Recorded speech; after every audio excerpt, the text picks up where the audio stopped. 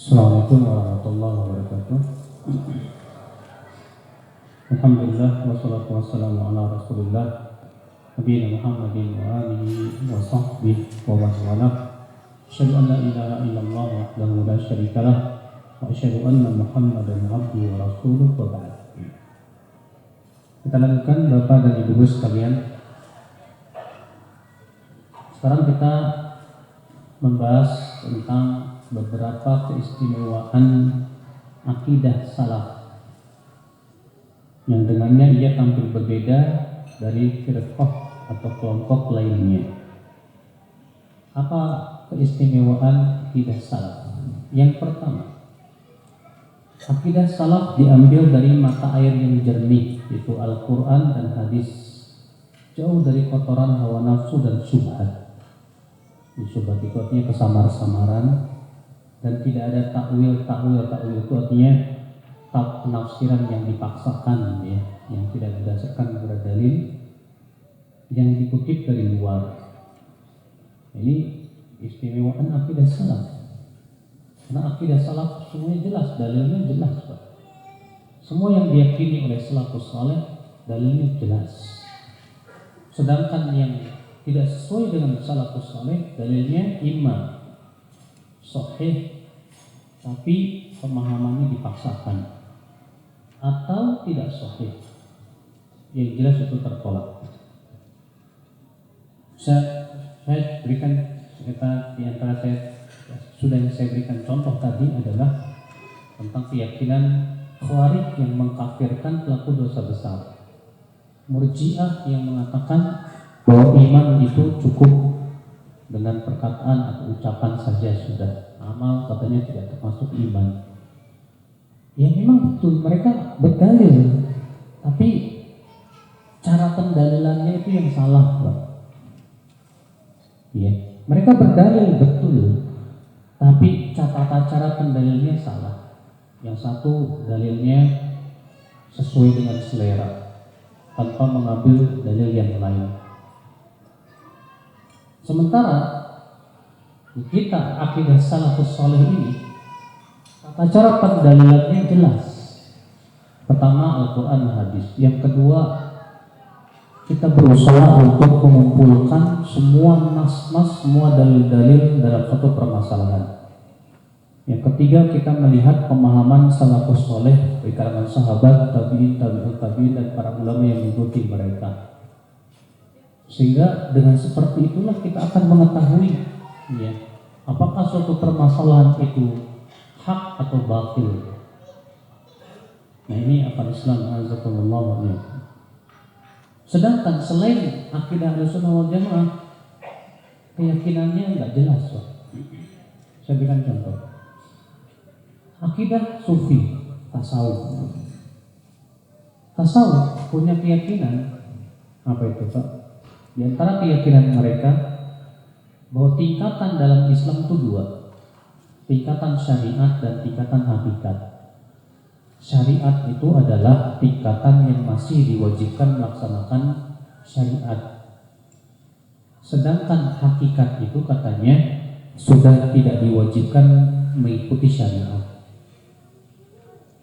Siapa yang sampai kepada derajat hakikat, yaitu mereka yang telah sampai kepada, telah melewati fase-fase, sampai kemudian mereka disebut dengan wali. Sehingga menurut mereka wali itu tidak perlu terikat oleh syariat Nabi. Coba perhatikan, kalau kita perhatikan ucapan seperti ini sangat bertabrakan dengan Al-Quran dan hadis. Walaupun mereka berusaha gitu cari dalil, iya, mereka berusaha untuk cari dalil untuk membenarkan perbuatan mereka. Apa kata mereka? Oh, buktinya Khidir, Nabi Khidir itu wali, tapi Khidir tidak mengikuti syariat Nabi Musa. Berarti kata mereka, wali itu lebih tinggi dari Nabi. Kenapa? Buktinya Khidir tidak ikut syariat Nabi Musa. Wah, akhirnya mereka mengambil dari situ apa? Kesimpulan. Oh, berarti wali lebih tinggi dari Nabi. Oh, berarti wali tidak perlu ikut syariat Nabi. Itu gimana nih coba Pak? Kalau seperti ini, iya. Jelas ini pendapat pemahaman yang aneh. Para sahabat tidak ada yang memahami pendapat seperti ini. Apakah ada di antara sahabat Pak yang merasa dirinya wali, kemudian dia tidak lagi ikut syariat Rasulullah SAW? Nah inilah Bapak sekalian, ya keyakinan yang guncang, tidak didasarkan kepada dalil yang kuat begitu Pak. Berbeda dengan akidah salaf. Jelas kan? Kita beriman ya akan adanya surga dan neraka, jelas dalilnya. Kita beriman tentang sifat-sifat surga, tentang sifat-sifat bidadari, tentang sifat-sifat ya pepohonan di surga, rumah-rumah di surga, jelas dalilnya sahih.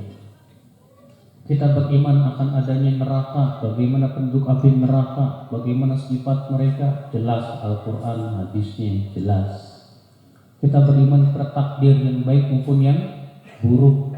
Kita beriman kepada keutamaan para sahabat, bahwa mereka sebaik-baiknya generasi. Jelas hadisnya gamblang sekali Pak. Al-Quran, hadis Nabi SAW. Iya. Sementara contohnya orang Syiah mengatakan bahwa para sahabat kafir. Para sahabat kafir. Nah, mereka berusaha cari-cari dalil. Wah, mereka akhirnya berhasil menemukan hadis bahwa Rasulullah bersabda, nanti kalian akan singgah di telaga haudku pada hari kiamat. Lalu ada beberapa umatku yang tidak bisa minum. Lalu aku panggil mereka, sahabatku, kemari minum. Kata mereka, ternyata mereka tidak bisa minum. Dikatakan kepadaku, hai Muhammad, kamu tidak tahu apa yang mereka rubah-rubah setelahmu. Akhirnya orang Syiah dapat dalil ini Pak, dan mengatakan ini bukti para sahabat akan kafir dan murtad dari setelah Rasulullah wafat. Dikemanakan hadis yang menyebutkan bahwa Rasulullah menjamin bahwa Abu Bakar, Umar dan 10 orang itu masuk surga? Dikemanakan hadis yang mengatakan Rasulullah menjamin surga orang-orang yang ikut perang Badar? Dikemanakan hadis yang Allah dan Rasulnya menjamin surga orang yang ikut bai'atul ridwan? Dikemanakan dalil-dalil itu? Jawabnya karena dalil itu tidak sesuai dengan hawa nafsu mereka. Inilah Bapak sekalian tata cara pendalilan yang salah. Kenapa? Karena sebetulnya Pak, pondasi mereka itu hawa nafsu, bukan dalil. Dalil itu hanya sebatas sebagai perisai saja. Kalau memang kebetulan dalilnya pas dengan hawa nafsu dipakai, kalau nggak pas ditolak. Ini bukan tata cara pendalilan Ahlussunnah wal Jamaah. Ini keistimewaan yang pertama. Keistimewaan yang kedua, akidah salaf akan meninggalkan dalam jiwa rasa tenang dan tentram dan menjauhkan seorang muslim dari keraguan-raguan serta dugaan-dugaan. Kenapa? Karena pertama sudah disebutkan tadi, dalilnya jelas, gamblang, sahih. Kalau orang beribadah dengan dalil yang jelas, tenang Pak, tenang. Tapi kalau ada orang beribadah dan berakidah dengan dalil yang gak jelas, bingung. Coba kalau antum beribadah kepada Allah dengan suatu amalan yang antum masih ragu, ada dalilnya apa enggak? Kira-kira tenang enggak? Saya ini ibadah saya ini bener apa enggak sih? Kok kayaknya ada dalilnya, kayaknya enggak. Keraguan-raguan ini pasti tidak akan menyebabkan ketentraman di hati. Maka dengan adanya dalil yang jelas dan yang lainnya, kita tenang dalam beribadah, berakidah, kita tenang. Yang kedua, kenapa membuat jiwa kita tenang? Karena akhwat Islam, akidah salaf itu sangat sesuai dengan fitrah manusia. Sangat sesuai dengan apa? Fitrah yang Allah fitrahkan manusia di atasnya. Allah berfirman, fitratallahi allati fatara an-nasa 'alaiha. Itulah fitrah yang Allah fitrahkan manusia di atasnya. Fitrah manusia Pak, mentauhidkan Allah dan mengakui bahwasannya Allah satu-satunya Rabb, pencipta alam semesta. Itu fitrah manusia. Ya. Sedangkan orang yang menyembah selain Allah, entah itu mengagungkan kuburan, mengagungkan jimat-jimat, enggak sesuai dengan fitrah. Ya. Demikian pula ya akhwat Islam azakumullah wa yakum.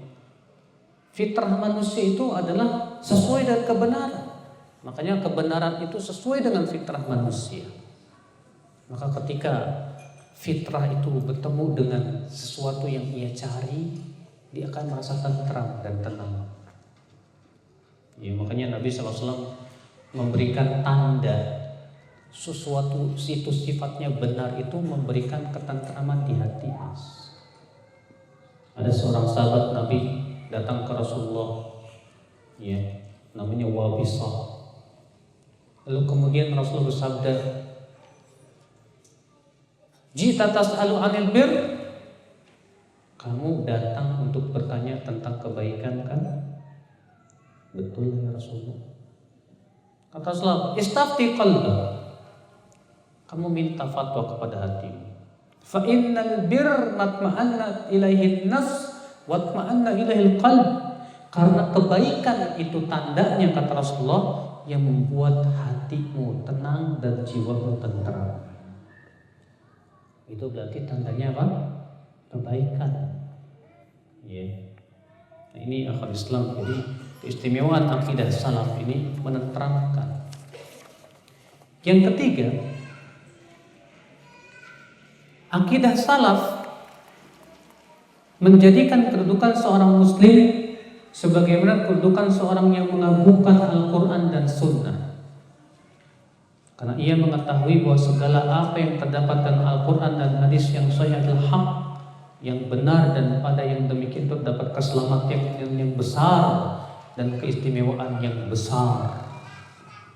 Maksudnya beliau, ya, bahwa akidah salaf itu Pak, sudah dijamin keselamatannya. Tidak mungkin salah. Ya, akidah salaf itu tidak mungkin salah. Kenapa? Sudah saya sebutkan tadi di awal, karena ia patokannya jelas, dasarnya kuat, Al-Quran, hadis, ijma, kesepakatan para. Ya. Maka dari itulah Bapak dan Ibu-ibu sekalian, Rasulullah SAW mengatakan apa? Taraktu fikum al-amrayn. Aku tinggalkan untuk kalian dua perkara. Ma in tamassaktum bihima lan tadillu. Selama kalian berpegang kepada dua perkara itu, kalian tidak akan pernah tersesat jalan. Apa itu? Kitabullah dan Sunnah. Ya. Maka siapa saja yang berpegang kepada Kitabullah dan Sunnah Rasulullah tak akan pernah tersesat jalan, tidak akan pernah. Tentunya dengan pemahaman yang benar, ya akan selamat. Yang kedua, bagaimana tidak akan selamat? Sudah kita sebutkan tadi, dalam memahami Al-Quran dan hadis, kita harus bersandar kepada pemahaman salafus saleh, sahabat, tabi'in, tabi'in. Mereka generasi yang sudah dijamin oleh Allah dan Rasulnya. Maka ini jelas, Pak, ya, keselamatan lebih dekat kepada mereka daripada mereka yang tidak mengikuti pemahaman sahabat Nabi, tidak mau mengikuti pemahaman tabi'in dan tabi'ut tabi'in. Nah, ini akhwat Islam azakumullah wa iyyakum. Yang keempat, akidah salaf akan membentuk suatu sifat yang telah diridhoi oleh Allah Subhanahu wa taala.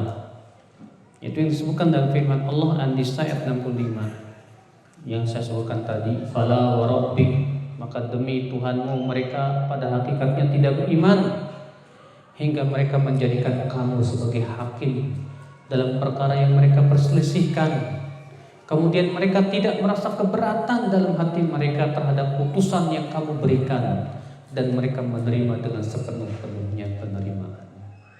Maka akidah salaf seperti ini, Pak, akan mendatangkan keridhaan Allah. Orang yang hanya berhakim kepada Rasulullah, pasti Allah ridhoi. Orang yang hatinya ridho untuk menerima keputusan Rasulullah SAW, itu tandanya orang tersebut diridhoi oleh Allah Subhanahu wa taala. Makanya ya akhi, azakumullah wa iyyakum, hanya akidah salaf yang menimbulkan jiwa taslim kepada jiwa-jiwa manusia. Sedangkan selain akidah salaf seringkali tidak menimbulkan taslim dan ketundukan. Ya. Kenapa? Karena sudah kita sebutkan bahwa selain orang-orang yang tidak mengikuti salaf berarti mengikuti hawa nafsu. Kalau hawa nafsu itu jadi sandaran, bagaimana akan bisa taslim? Selamanya tidak akan bisa taslim. Kenapa? Taslimnya mereka kepada ra'yu, taslimnya mereka kepada hawa nafsu, taslimnya mereka kepada apa yang mereka inginkan. Sedangkan kita taslimnya hanya kepada Allah dan Rasul. Ikhwata Islam azakumullah. Makanya dari situlah akhirnya ya orang-orang yang mengikuti salafus saleh itu fanatiknya hanya kepada Allah dan Rasulnya. Sedangkan selain orang-orang yang ikuti ya pemahaman salaf, pasti fanatiknya akhirnya kepada selain Allah dan Rasulnya, Pak. Ya, kepada kiainya, kepada apa? Ya, kelompoknya. Pokoknya yang berasal dari kelompoknya itu sebagai sebuah kebenaran yang tidak bisa tolak. Sedangkan para pengikut salafus saleh, siapapun yang membawa kebenaran yang berasal dari Allah dan Rasulnya, itu harus diterima. Kenapa? Karena fanatiknya hanya kepada Allah dan Rasulnya. Ya. Itu subhanallah ya akhi, itu berasal dari jiwa taslim. Dari jiwa taslim itu akhirnya menyebabkan apa? Dia hanya fanatik kepada Allah dan Rasul. Dia hanya tunduk kepada Allah dan Rasulnya. Ikhwata Islam azakumullah wa iyyakum. Yang kelima, keistimewaannya kata beliau, akidah salaf akan menghubungkan dan mengikat seorang muslim dengan salafus saleh. Siapa salafus saleh tadi? Sahabat, tabi'in dan tabi'in. Penting, Pak. Menghubungkan diri kita dengan generasi pertama itu penting. Karena sudah saya sebutkan tadi, mereka orang yang paling paham tentang Al-Quran dan hadis. Mereka yang telah dipuji oleh Allah dan Rasulnya. Mereka orang yang paling bening hatinya, paling dalam ilmunya. Makanya kata Abdullah bin Mas'ud, "Man kana minkum mustannan falyastanni bi ashabi Rasulillah." Siapa yang di antara kalian ingin mengikuti, mengambil suri tauladan, ikuti para sahabat. Kenapa kata beliau? Fa innahum abarrun nasi quluban wa a'maquhum ilman wa aqalluhum takallufa wa aqwamuhum hadiyan. Karena para sahabat itu orang yang paling baik hatinya, paling bening hatinya. Orang yang paling apa kata Ibnu Mas'ud, yang paling dalam ilmunya, paling ringan bebannya, dan paling lurus petunjuknya. Kenapa? Karena mereka pengikut Rasulullah SAW yang masih murni. Maka dari itu akhi, ya, selalulah kita berusaha untuk mengorek, mencari apakah pendapat saya ini sesuai dengan pemahaman para sahabat atau tidak. Oleh karena Imam Al-Barbahari berkata apa? Idza sami'ta ahadan min ahli zamanika, apabila kamu mendengar seseorang di zamanmu yang berbicara tentang agama, fala ta'jalan, jangan kamu tergesa-gesa untuk menolak, jangan tergesa-gesa menerima, hatta tanzura fi, sampai kamu periksa dulu, hal takallama fi ahadun minas sahabah, apakah ada sahabat yang sudah mendahului pendapat tersebut atau tidak. Lihat Imam Al-Barbahari yang mengatakan kalau kita mendengar ada orang yang berbicara tentang suatu permasalahan di zaman kita ini, jangan dulu segera diterima, jangan dulu pula segera ditolak, sampai kita lihat ada tidak para sahabat yang mendahului pendapat dia. Sesuai enggak pendapat dia dengan pendapat para sahabat Nabi SAW? Imam Al-Barbahari wafat pada tahun 327 Hijriah. Ada yang mengatakan 329 Hijriah. Nah ini akhi azakumullah ya. Kemudian yang ketujuh. Yang keberapa? Yang keenam. Kalau udah 7:30 tolong diingetin gue. Sekarang jam berapa? Jam 8. Sekarang jam berapa? Udah jam 8. Oh. Tapi yang keenam terakhir ya. Akidah salaf akan menyatukan barisan-barisan kaum muslimin dan menyatukan kalimat mereka. Ketika kaum muslimin semuanya mau ikut salaf, bersatu Pak. Tapi kalau nggak mau, yang satu nggak mau saya nggak mau ikut sahabat, saya nggak mau ikut tabiin. Terus ikutnya siapa? Ikut pemimpin kelompok saya. Kamu? Saya ikut akal saya. Kamu? Saya ikut hawa nafsu dan selera saya. Nggak bakalan bersatu Bapak Muslim itu. Tapi kalau kaum muslimin semuanya mau mengikuti Rasulullah dan para sahabatnya, rujuk, insya Allah. Makanya kan Nabi SAW ketika mengabarkan bahwa umat Islam akan berpecah belah, hadisnya sudah saya sebutkan tadi. Fa'innahu man ya'ish minkum fasayara ikhtilafan katsira. Sesungguhnya orang yang hidup di antara kamu akan melihat perpecahan yang banyak. Apa kata Nabi memberikan solusinya? Fa'alaikum bisunnati wa sunnatil khulafa'ir rasyidin. Maka di saat itu hendaklah kalian berpegang kepada sunnahku dan sunnah khulafa ar-rasyidin. Lihat, ternyata solusi perpecahan itu kata Rasulullah kembali kepada Rasulullah dan para sahabat Nabi Sallallahu Alaihi Wasallam. Nah inilah ya akal Islam. Ya semoga yang saya sampaikan pada malam hari ini bermanfaat. Insya Allah kita sambung besok pada subuh ya. Dan insya Allah kita sholat berjamaah subuh di sini ya, insya Allah. Bagi yang mau bertanya langsung juga silahkan Bapak.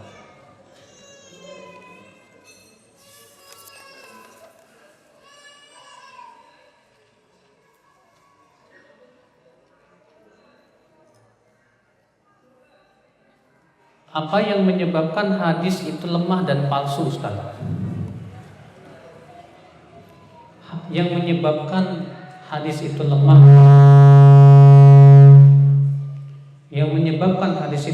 dan palsu, Pak, itu perawi-perawinya. Ya. Kalau ada guru menyampaikan, berbicara di depan murid-muridnya, si murid menyampaikan ke orang itu menyampaikan ke orang lagi, sampai ke ujung kok beda dengan berarti yang penyakitnya apa? Gurunya apa yang nyampaikan itu Pak? Yang nyampaikan itu yang penyakit berarti. Demikian pula Rasulullah berbicara, para sahabat menyampaikan kepada generasi tabi'in. Generasi tabi'in menyampaikan. Nah, di antara perawi ada yang hafalannya error. Di antara perawi ada yang hafalannya kurang kuat. Nah, yang seperti ini hadisnya lemah.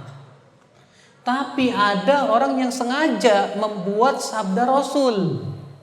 Lalu dia bikin sanad sendiri. Rasulullah SAW bersabda. Ketahuan para ulama. Si fulan tukang dusta. Berarti ini namanya hadis palsu. Bisa bedain nggak Pak hadis palsu sama hadis lemah? Kalau hadis lemah itu biasanya akibat sanadnya terputus atau perawinya bermasalah hafalannya. Ya. Kalau hadis palsu itu di dalam sanadnya itu ada perawi yang tukang dusta, maka hadisnya disebut palsu. Bagaimana penjelasannya jika ada ulama kibar misalnya Imam Ahmad meriwayatkan hadis lemah? Apakah karena belum sampai kabar kepadanya? Begini loh Mas. Para ulama itu di dalam menilai perawi hadis beda-beda. Satu, Pak jangan pakai tangan kiri. Ya. Satu perawi penilaian ulama beda. Menurut Imam Ahmad perawi ini thiqah, Menurut ulama ini, perawi ini nggak thiqah. Nah, perbedaan inilah yang menyebabkan akhirnya apa, Pak?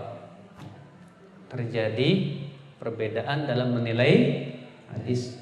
Contoh, Imam Syafi'i mengatakan kunut subuh itu sunnah. Imam Ahmad mengatakan gak sunnah.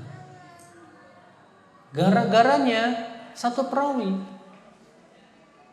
Hadisnya kan lam yazal Rasulullah SAW yaknut fi salatil fajr hatta faraqad dunya. Senantiasa Nabi SAW kunut subuh sampai meninggal dunia.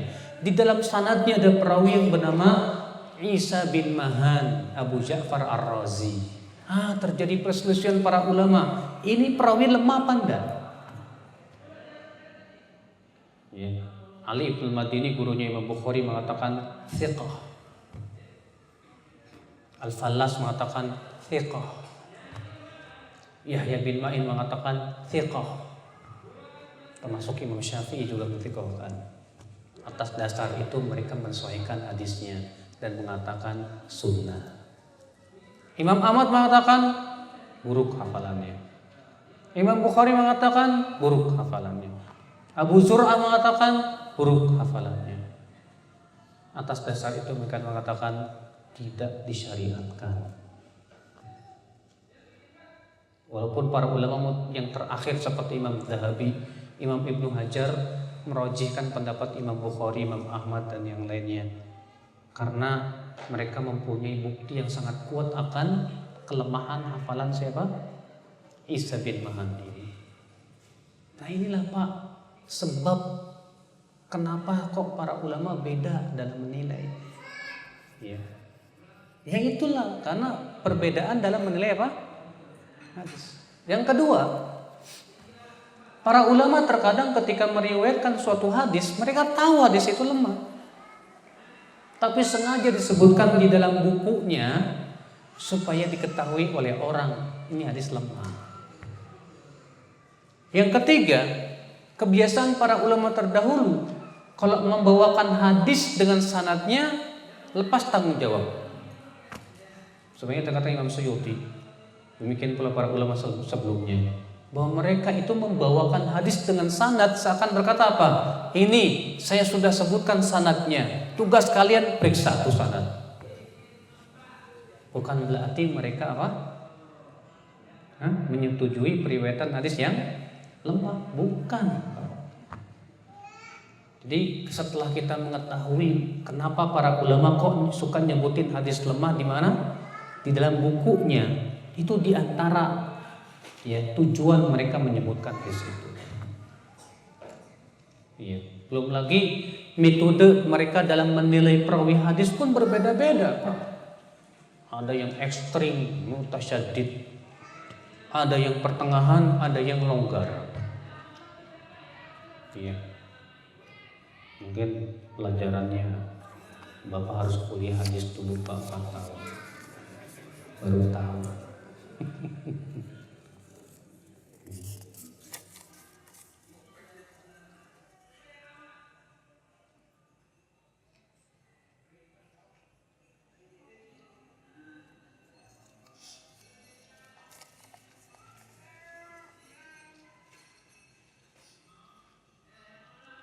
Bagaimana cara memahami surat Al-Baqarah ayat 62 di mana disebutkan bahwa orang beriman Yahudi dan Nasrani juga dapat masuk surga.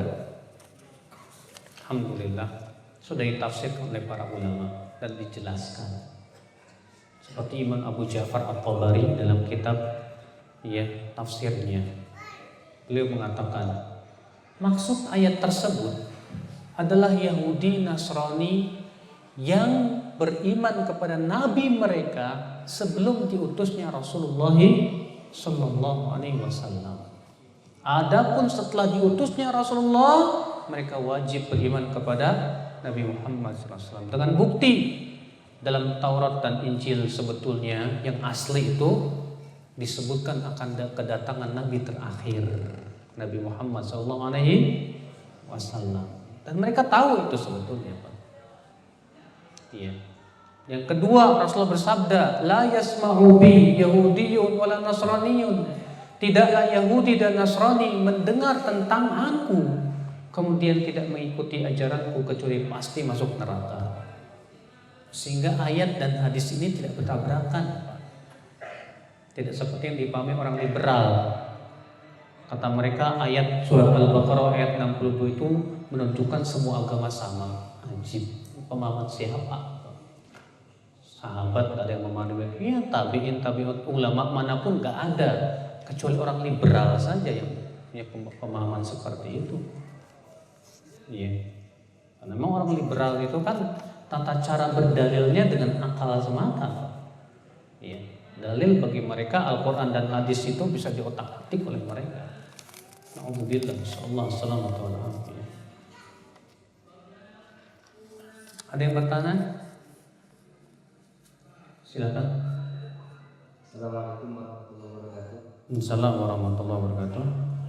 Mau bertanya Ustaz, sedikit belajar ilmu tadi yang tahu itu munculnya setelah generasi para sahabat begitu. Nah, apakah ini termasuk hal yang ada dalam masalah agama atau bagaimana cara menyikapi hal ini? Syukur. Ilmu hadis nggak ada di zaman Nabi, betul. Ilmu sorof, ilmu nahwu nggak ada di zaman Nabi, betul. Ilmu usul fikih nggak ada di zaman Nabi, betul. Apa itu bid'ah? Perhatikan, sesuatu yang Rasulullah tidak lakukan itu tidak lepas dari 3 keadaan. Perhatikan ini baik-baik. Ini kaidah bagus banget supaya kita tahu. Ya. Sesuatu yang Rasulullah tidak lakukan, sesuatu yang Rasulullah tinggalkan, tidak dilakukan oleh Rasulullah, tidak lepas dari 3 keadaan. Keadaan yang pertama, Rasulullah SAW tinggalkan atau tidak melakukan karena belum dibutuhkan di zaman itu, belum ada pendorongnya. Ya, karena di zaman itu belum dibutuhkan alias belum ada pendorongnya. Contoh, di zaman Nabi nggak ada ilmu hadis. Karena apa? Karena sanad nggak ada. Rasulullah masih hidup. Orang langsung rujuk ke Rasulullah. Sedangkan ilmu hadis itu yang dibahas apa? Sanad. Fulan an fulan an fulan dari fulan dari fulan dari fulan dari fulan. Kemudian diperiksa si fulan bagaimana sih apa enggak kan gitu. Di zaman Rasul nggak ada. Nggak ada, Pak. Nggak ada sanad. Mereka langsung nanya ke Rasulullah SAW. Ilmu nahwu nggak ada di zaman Nabi ilmu nahwu karena para sahabat semua ahli bahasa. Ya tidak. Fasih mereka, masya Allah, belum dibutuhkan. Nah, ketika di zaman Ali bin Abi Thalib banyak orang yang masuk Islam berbondong-bondong tidak bisa bahasa Arab. Akhirnya terjadi kesalahan dalam apa? Membaca Al-Quran dan hadis. Bahaya. Ini bisa merusak. Akhirnya Ali berkata kepada Abu Aswad dan Ali, letakkan ilmu tata bahasa Arab. Kenapa? Karena pendorongnya sudah muncul. Makanya yang Rasulullah SAW tidak lakukan karena belum dibutuhkan. Di saat Rasulullah sudah meninggal dan itu sangat dibutuhkan, boleh. Ya bila memang maslahatnya besar. Bila maslahatnya apa? Besar. Sekarang kalau nggak ada ilmu nahwu dan shorof, bingung kita. Mana fa'il, mana maf'ul. Maf'ul ini maf'ul apa? Maf'ul bihi apa maf'ul fihi apa maf'ul ma'ah. Ini apa? Hal apa bukan? Tamyiz atau bukan? Nah, dengan kita belajar bahasa Arab kan kita jadi tahu, faham. Manfaatnya besar tidak, Pak? Masalahnya besar tidak, Pak? Masalahnya sangat besar sekali ya, Pak Islam azakumullah wa ya. Iya. Berarti Pak, ini yang pertama. Rasulullah SAW tinggalkan karena apa? Belum dibutuhkan atau belum ada pendorongnya.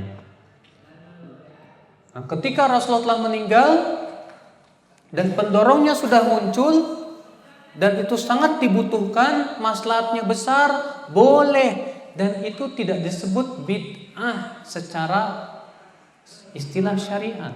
Walaupun sebagian ulama mengungkapkannya dengan istilah bid'ah hasanah.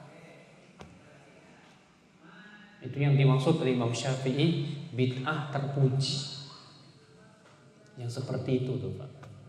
Kalau para ahli usul fikih ya menamainya dengan istilah maslahat mursalah. Kenapa? Karena itu untuk maslahat yang besar. Yang kedua, Nabi SAW tidak melakukan suatu perbuatan karena masih ada penghalangnya. Masih ada apa? Penghalang. Contoh, Al-Quran belum dibukukan di zaman Nabi, iya kan? Dibukukan Al-Quran di zaman siapa? Abu Bakar. Kenapa di zaman Nabi Rasulullah SAW belum membukukan Al-Quran jadi mushaf? Karena ada penghalangnya Pak, masih terus menerus turun. Di zaman Abu Bakar, penghafal Quran banyak yang meninggal dunia. Kalau tidak dikumpulkan bahaya. Akhirnya dikumpulkan. Makanya Pak, ya, yang Nabi tinggalkan, Nabi SAW yang kedua ini apa? Nabi meninggalkan karena ada penghalang. Nah, ketika Nabi telah wafat dan penghalangnya sudah hilang dan itu dibutuhkan dan maslahatnya besar, boleh. Ini tidak disebut dengan bid'ah. Walaupun sebagian ulama mengungkapkan dengan istilah bid'ah hasanah atau bid'ah terpuji. Iya. Contoh, di zaman Nabi, sholat tarawih yang Rasulullah lakukan hanya 3 malam, Pak. Enggak setiap malam. Kenapa? Ada penghalang. Penghalangnya apa? Karena takut diwajibkan atas umatnya. Di zaman Umar melihat ini maslahat besar dan tidak mungkin lagi diwajibkan. Penghalangnya sudah hilang. Maka Umar pun menyuruh untuk sholat tarawih dengan 1 imam dan setiap malam. Dan Imam Umar berkata, sebaik-baik bid'ah ini. Perhatikan Pak, 2 perkara ini. Yang ketiga, Nabi SAW meninggalkan suatu perbuatan padahal itu dibutuhkan dan ada pendorongnya di zaman Nabi. Dan penghalangnya pun tidak ada. Yang ketiga ini apa? Nabi meninggalkan suatu perbuatan padahal apa?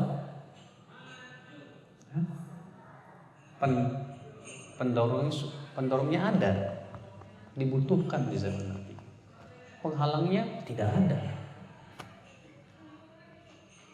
Tapi kok Nabi tidak lakukan? Berarti itu memang tidak disyariatkan. Contoh, Nabi SAW sholat Id, sholat hari raya tanpa adzan, tanpa qomat. Padahal, ya, adzan dan qomat dibutuhkan nggak untuk sholat Id? Dibutuhkan. Ada nggak penghalangnya Nabi untuk adzan dan qomat? Nggak ada. Tapi kenapa Nabi SAW tinggalkan? Itu artinya tidak disyariatkan. Maka kalau ada di zaman sekarang ini ada orang yang adzan dan qomat untuk sholat Id, kita katakan bid'ah. Dan semua ulama sepakat tanpa ada perbedaan, itu bid'ah.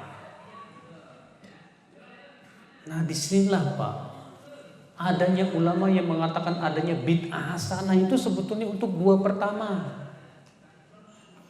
Adapun yang ketiga, semua sepakat bid'ah, nggak ada perbedaan di kalangan para ulama. Inilah benang merah sebetulnya, ya, yang bisa kita katakan sebetulnya orang yang mengatakan adanya bid'ah hasanah itu kalau kita perhatikan di zaman dahulu itu maksudnya apa? Itu maksudnya. Makanya di zaman sekarang kan Pak, orang yang mengatakan adanya bid'ah hasanah berdalil dengan perkataan Imam Syafi'i. Imam Syafi'i mengatakan bid'ah ada dua macam. Bid'ah hasanah, bid'ah yang terpuji dan bid'ah yang tidak terpuji, tercela. Tapi anehnya dalam prakteknya dengan Imam Syafi'i beda. Berarti mereka tidak memahami apa yang diinginkan Imam Syafi'i dari bid'ah hasanah, bid'ah terpuji tersebut. Ya.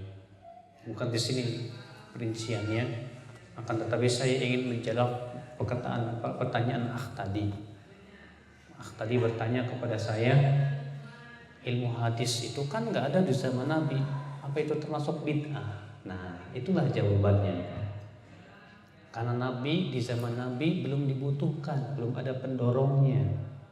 Nah, ketika sudah ada pendorongnya dan dibutuhkan, maka boleh dilakukan. Kalau memang itu maslahatnya besar. Loh, terus berarti kita boleh dong bikin ibadah. Iya. Masalah ibadah seluruh ulama sepakat tidak boleh, bukan buat-buat. Semua itu adalah dalam rangka membela syariat Islam, maslahat mursalah. Adapun membuat ibadah secara yang tersendiri, semua sepakat ulama nggak boleh, haram. Iya. Allah. Nah, masih ada yang mau tanya?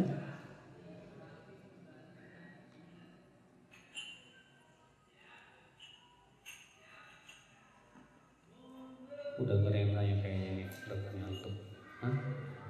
Masih 10 menit Pak. Masih 10 menit lagi.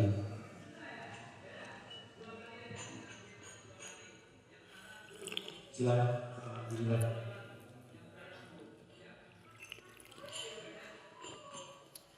Assalamualaikum Ustaz. Allah.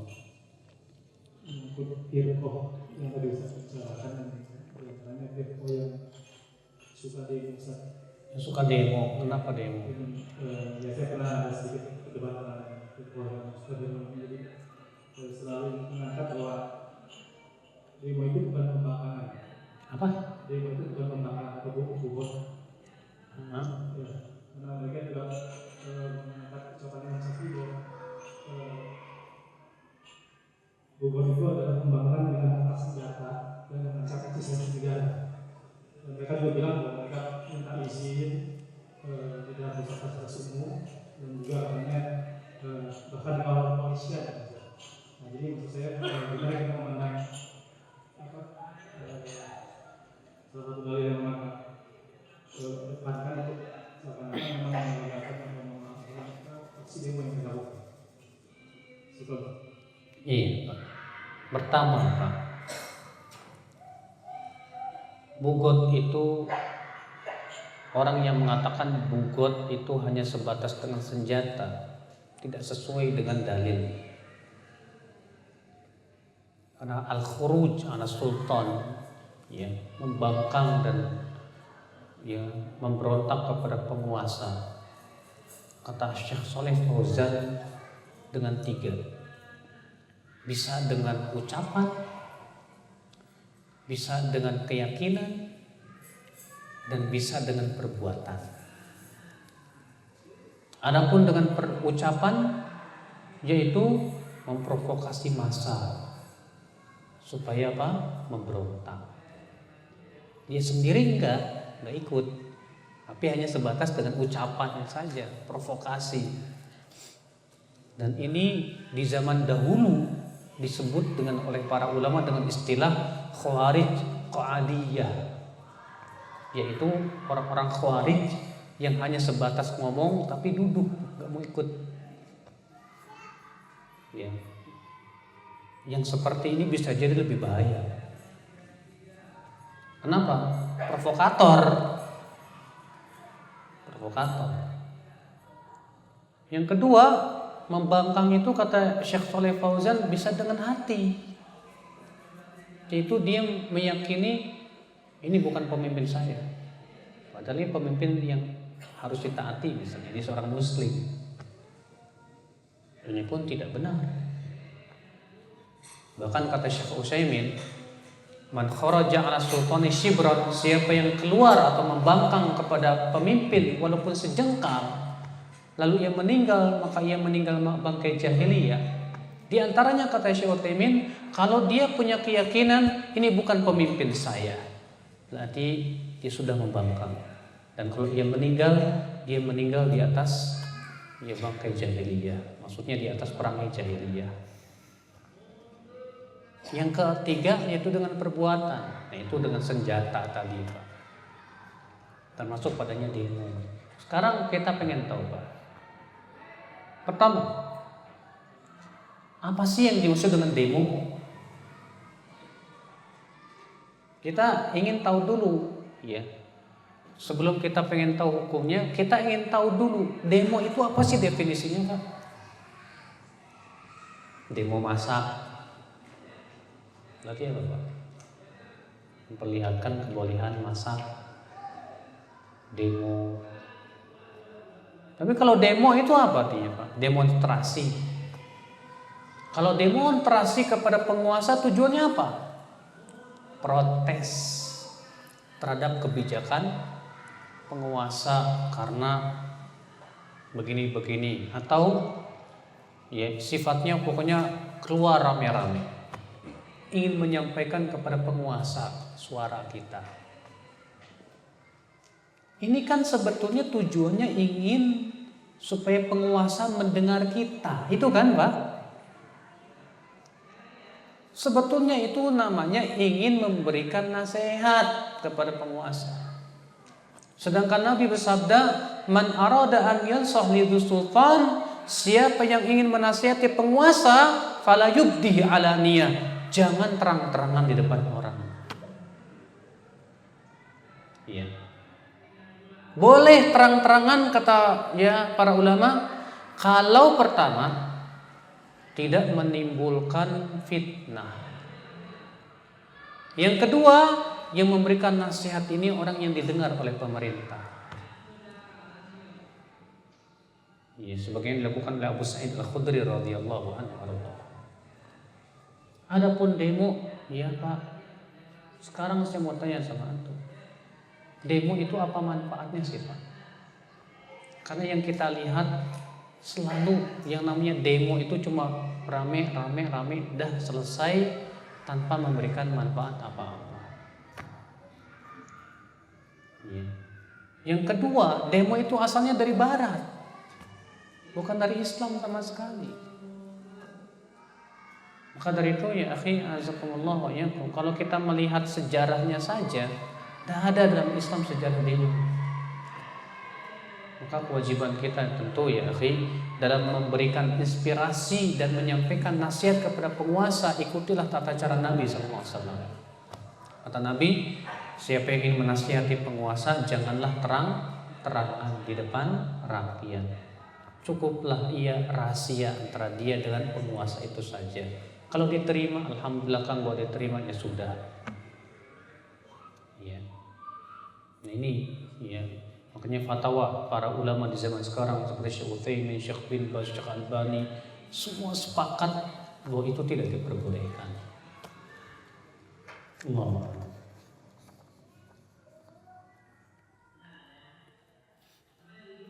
Masih ada yang mau tanya Pak?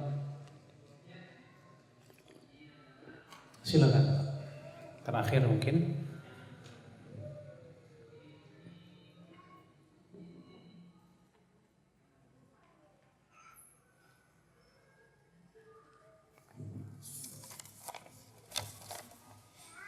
Jika sedang haid tidak boleh menyentuh mushaf Quran, tapi boleh mengaji karena dalilnya hanya yang bersuci yang boleh menyentuh mushaf. Tapi saya pernah membaca yang dimaksud bersuci di sini adalah malaikat bukan manusia bila dirujuk pada ayat sebelumnya. Jadi sebetulnya bolehkah jika sedang haid menyentuh mushaf Al-Quran? Memang terjadi perselisihan para ulama. Imam yang 4 yaitu mazhab Syafi'i, Hambali, Hanafi dan Maliki semua sepakat nggak boleh. Sementara Ibnu Hazm mengatakan boleh. Ya. Saya pernah mengumpulkan dalil-dalilnya dan ini juga sudah dibahas oleh para ulama hadis. Ternyata hadis-hadis yang melarang wanita haid memegang mushaf itu rata-rata lemah, Pak, ada yang sahih. Yang paling sahih itu hadis itu. La yamassul Qur'an illa tahir. Tidak boleh memegang Al-Quran kecuali orang yang suci. Ini pun juga dari sisi pendalilannya sebetulnya problem. Kenapa? Karena Nabi mengatakan tidak boleh memegang Al-Quran kecuali orang yang suci. Nah, pertanyaan besarnya adalah suci dari apa? Suci dari hadas atau suci dari najis? Kalau dari hadas besar apa hadas kecil? Karena hadas ini mutlak. Nabi hanya mengatakan tidak boleh memegang Al-Quran kecuali orang yang suci. Nah, tanya, suci ini apa maksudnya?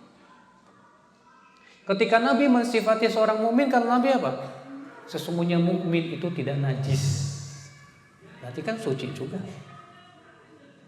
Sekarang kalau dikatakan tidak boleh memegang Al-Quran kecuali orang yang suci, berarti antum ya, di bajunya ada najis nggak boleh pegang juga, Mas. Karena Nabi mengatakan kecuali orang yang suci, itu kan. Berarti suci dari najis juga masuk dalam hadis ini. Ternyata jumhur tidak berpendapat begitu. Mereka mengatakan oh enggak, maksudnya suci dari hadas besar. Loh, untuk mengkhususkan hadas besar butuh dalil, nggak ada dalil. Sehingga hadis ini sebetulnya problem, sulit. Makanya saya lebih condong pada pendapat yang mengatakan boleh. Tapi kalau memang mau hati-hati ya silahkan. Karena di zaman sekarang Pak, untuk tidak menyentuh mushaf mudah sekali. Gadget bukan mushaf, HP bukan mushaf. Jadi kalau akhwat yang sedang haid, saya mau baca Quran tanpa memegang mushaf, zaman sekarang mah gampang banget. Ya kan Pak? Gadget bukan mushaf loh Pak. HP antum punya Samsung tuh, iPhone, ya itu bukan mushaf. Antum tinggal download, ya Al-Quran, bisa deh baca situ. Makanya di zaman sekarang untuk menghindari pendapat yang mengatakan nggak boleh mudah. Maka kalau antum hati-hati ya sudah, nggak usah megang mushaf. Quran terjemah mushaf nggak? Bukan. Para ulama yang mengatakan tidak boleh memegang mushaf, ketika ditanya gimana kalau kitab tafsir, boleh dipegang? Boleh, nggak apa-apa. Karena bukan mushaf. Quran terjemah bukan mushaf. Ya udah pegang aja Al-Quran terjemah, selamat deh dari perselisihan, ya kan? Mudah sekali, sangat mudah. Alhamdulillah. Baiklah, semoga yang saya sampaikan bermanfaat. Mudah-mudahan Bapak ya memahami apa yang saya sampaikan Pak ya. Dan kalau ada pertanyaan-pertanyaan, tolong disiapkan jauh-jauh hari. Insya Allah mungkin besok kita akan kembali bertemu dan ya membuka pertanyaan. Ini saja. Subhanallah bihamdik, asyhadu an la ilaha illa anta, astaghfiruka wa atubu ilaik. Assalamualaikum warahmatullahi wabarakatuh. Waalaikumsalam warahmatullahi wabarakatuh.